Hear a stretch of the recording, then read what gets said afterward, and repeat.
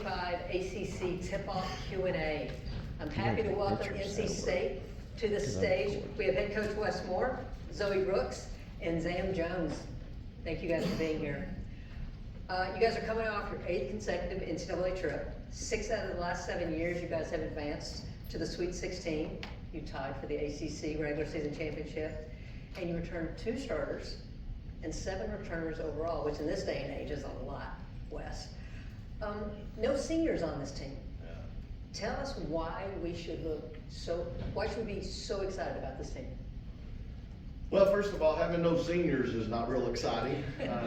You know, the really good teams we've had have great senior leadership, and now we're dependent on some younger players to provide that leadership. With Zoe being a junior and having started and played quite a bit her first 2 years, and Zamaria, McDonald's All-American out of high school, and had a great freshman year. So we're counting on these two heavily to provide some leadership. We also have Tilda Trigger, who started most of the season a year ago. So that's our veterans. You know, as you mentioned, my priority was trying to maintain our roster. And for the most part, we were able to do that. So I'm excited about it. And then we added a couple of freshmen, a couple of portal players. And so yeah, it's we got a lot of things to be excited about, but we have a lot of questions to answer too. There's nothing like jumping into the deep end to start the I season. know, who made this schedule? First 2 games, plus you've got Oklahoma and TCU. Can you talk about how you went about scheduling for this season? Or is someone gonna get fired for the game? Yeah, right. Yeah. You know, I think these players would rather play great games, big games, be on the big stage, than playing, you know, all directional school games or whatever. So I think they like that challenge. And then I think it prepares you. The ACC is unbelievable. It's so strong. You know, 18 great programs, schools, universities in the league. You better find out early what your weaknesses are and what you need to fix. And you know, those things are going to get exposed when you're opening up with the schedule we have. I think 3 of our first 4 games are against teams that finished last year in the top 15. So you know, well, like I said, we'll learn early, and hopefully it'll help us down the road. Wes, in recent years, it seems like you've kind of mastered your team peaking at the right time. Last year you started off 4-3 before you really got things figured out and went on a run. Can you talk about that science of peaking at the right time? Well, again, I think when you play the schedule, we play early. You can have some speed bumps in there, and so I think that was a big part of last year. But yeah, I just think again, the teams that are going to have successful marches, they get better all throughout the season. You know, you can't just say, okay, we finished the preseason and now play games. I mean, you've got to keep getting better because everybody else is. And so I think that's the biggest thing. I'm proud of this group. You know, again, 16-2 in the conference a year ago, regular season champs. To do that, you have to show up every day, and not just in the games. In practice, you got to show up and get better, and then in the games, you got to take everybody seriously, because in this league, if you don't show up, you're going to get beat. And so I think that all prepares you, hopefully, for March Madness.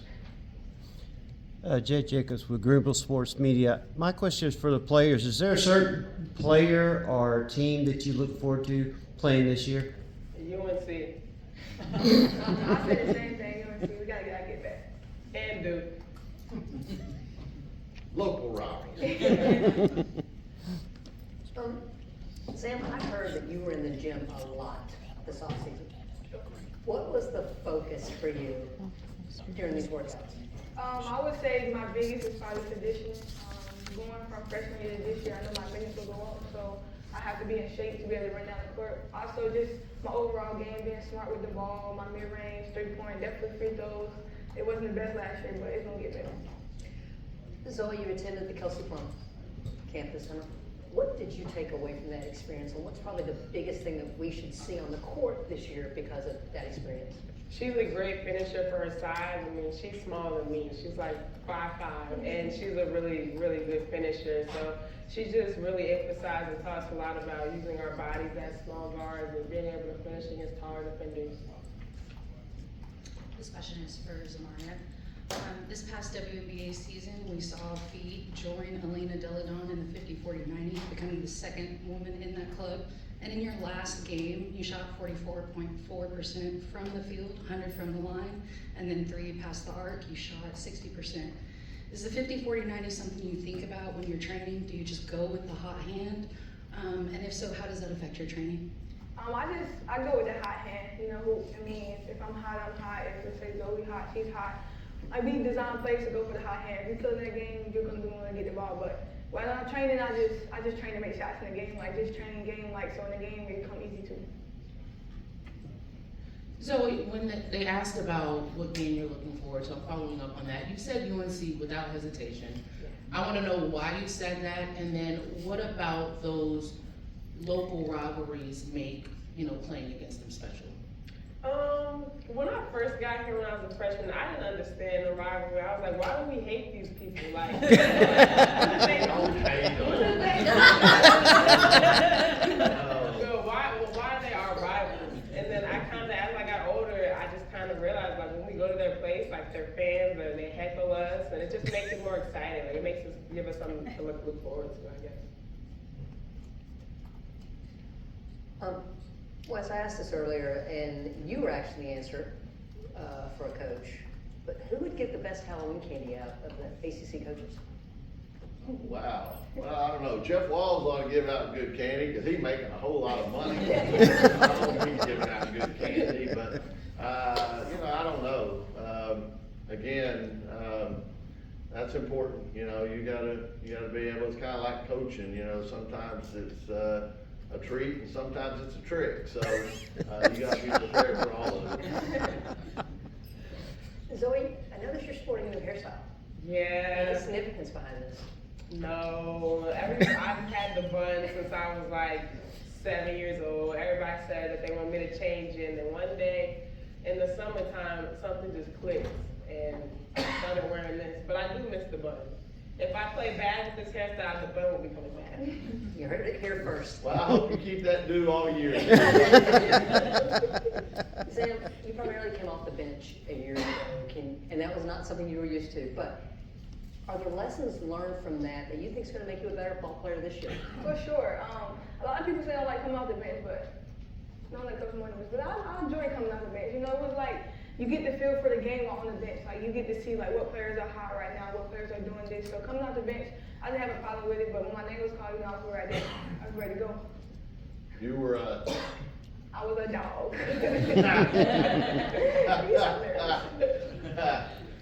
This is all three of you guys.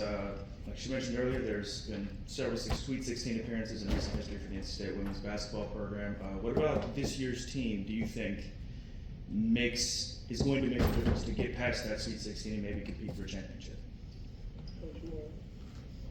Yeah, again, these two players obviously give you a lot of confidence. And I might add, we've also, 6 of the last 7 years, these guys have finished in top 10 in the country, and only a couple other schools can say that. So I think these returning players have to make sure our culture and the way we do things, the process, doesn't slip any. And then obviously as coaches, it's up to us as well. But hopefully again, and I think the players we added, we're excited about them. They're going to give us a lift too. So hopefully it all meshes together. Unfortunately, whoever made this dang schedule, we don't get to ease into it. We're going to jump right in the fire, but hopefully it comes together pretty quickly. Wait, you didn't make the schedule? Yeah, I made it.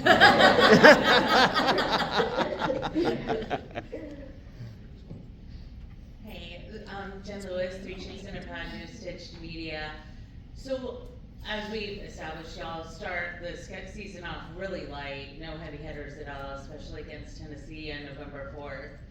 So, Coach, how do you prepare for Coach Caldwell, who famously changes her players out every 2 minutes to keep fresh legs? Yeah. And what do you hope to learn? Yeah. Again, they do. They play unique. People like to say they sub like a hockey line, 5 players at a time, and So stress conditioning is gonna be really important. And you can't get caught up in it also. It's still basketball, and you gotta go out and play. But, we have, that's a good thing about playing on first game of the year. We have been able to spend a little bit of time against the press, cause they'll pick you up full court on a make or a miss. They don't care. They're gonna come at you. And so, right now it's not looking very good. If we have guests come to our practices, we issue them all hard hats in case they want to get hit in the head with an errant pass. But hopefully, in a few weeks, we got it figured out and can handle a little bit better. But yeah, I would imagine they have a hard time getting a schedule because, people don't like to play against, something that's really different. And so, it should be a great challenge for us. Ladies, this is for you. Who on the team is maybe the media aren't talking enough about, but that you think after a couple of games, everyone's gonna know this name and everyone's gonna be talking about it? I think Tilda's a very important piece for us. She rebounds. She's a big that can shoot threes. I mean, she's 6'6" and can shoot the three really well. She also can rebound and block shots. So I think she's a very important piece for our team. I think I would say Camille. A lot of people know she came from Vanderbilt, but I don't feel like she got the recognition she really needed at Vanderbilt. So I feel like her coming here, she definitely gonna show people like she's like that for. All right, Sam, I hear you're really big into Legos. Yes. What's your favorite set? I would say the Home Alone house. It's my favorite set. Yeah. All right, Zoe, I've been told you're a gifted writer. I'm a gifted writer. Who told you that? I got my sources. I can't reveal the source. Yeah. What will the headline read when you guys cut down the nets for the ACC championship? What would what would it say? NC State women's basketball is nice. Yeah, nice. That's what it would say. All right, so this is for all three of you. We'll start on the end. One word answer. When I say ACC women's basketball, what's the first word that comes to mind? Competitive. Different. Brutal. Well, thank you guys for your time today. Thank you. And if there's